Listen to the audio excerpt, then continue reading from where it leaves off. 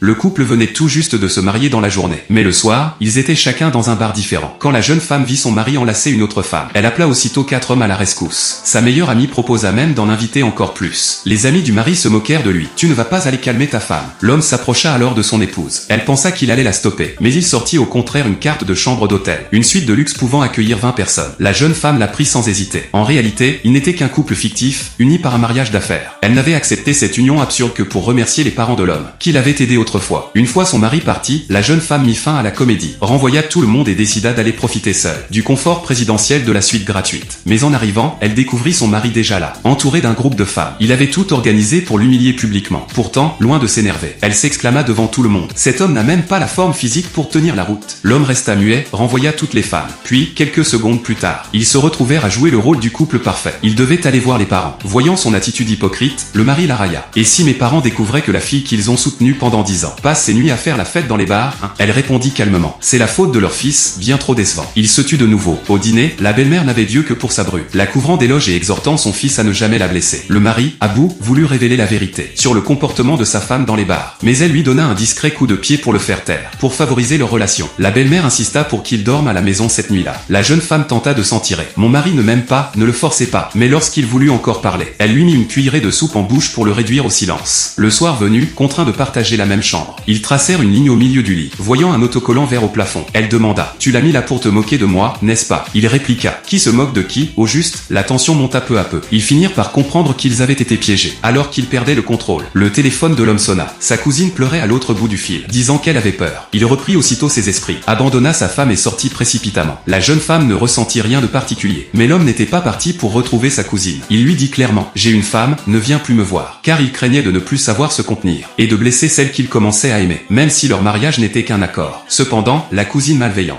fabriqua une photo truquée d'eux deux ensemble, et l'envoya à la jeune femme. Celle-ci répliqua en envoyant sa propre photo truquée, en affirmant qu'elle s'en moquait totalement. Quand les parents apprirent que leur fils n'était pas rentré, ils décidèrent d'emmener leur bru faire les boutiques, et de vider la carte bancaire du mari. Mais au centre commercial, ils croisèrent la cousine, la fille adoptive de la belle-mère, qui aimait secrètement le mari depuis toujours. La jeune femme comprit vite que c'était elle qui avait envoyé la photo truquée. Furieuse, la belle-mère traita la cousine de fille sans honte. Mais la bru resta calme. Nous ne sommes mariés que par contrat, il n'y a pas de sentiment. Elle supplia même la cousine de ne pas quitter le mari, et ajouta perfidement, il aime les femmes bien en chair, au cas où tu l'aurais oublié. La cousine, humiliée, partit furieuse. La belle-mère, déconcertée, commença à douter des sentiments de sa bru. Mais en réalité, la jeune femme aimait déjà son mari. Des années plus tôt, à l'école, alors que sa mère gravement malade l'avait laissé sans argent, il avait payé son repas et demandé à la cantinière de lui servir une portion plus copieuse. Plus tard, il l'avait recommandée comme étudiante boursière, et ses parents avaient même donné 500 000 € pour soigner sa mère. Pour les remercier, elle avait accepté ce mariage arrangé. La belle-mère, pleine de remords, lui demanda « T'ai-je fait du mal ?» Elle répondit doucement « Je ne regrette rien. » Le lendemain, à peine sorti d'une opération, le mari vit débarquer la cousine. Sa belle-mère l'avait chassé de la maison, et elle voulait qu'il lui trouve un emploi dans la société de son épouse. Il voulait refuser, mais apprenant que sa femme faisait du bénévolat à l'hôpital, il accepta de se renseigner. Arrivé à l'entreprise, il demanda un poste pour la cousine. Sa femme répondit froidement « 5 millions d'euros, et c'est d'accord. » Alors qu'il quittait les lieux, il entendit les employés médire d'elle, comme personne ne savait qu'elle était mariée, on disait qu'elle avait couché pour devenir directrice adjointe. Fou de rage, il licencia la secrétaire qui avait lancé la rumeur et déclara à tous « Elle est ma femme ». Le soir, en sortant du bar, la jeune femme fut accostée par un voyou. Elle donna le nom de son mari pour l'intimider, mais l'homme ne la crut pas. Quand il voulut la retenir, elle le mit à terre d'un seul coup. Cette scène impressionna un inconnu et attira aussitôt son intérêt. Le voyou, furieux, menaça d'appeler la police. C'est alors que le mari apparut, s'interposant entre eux. Le voyou cria « C'est cette fille. Elle dit qu'elle est ta femme. Tu la connais, oui ou non ?»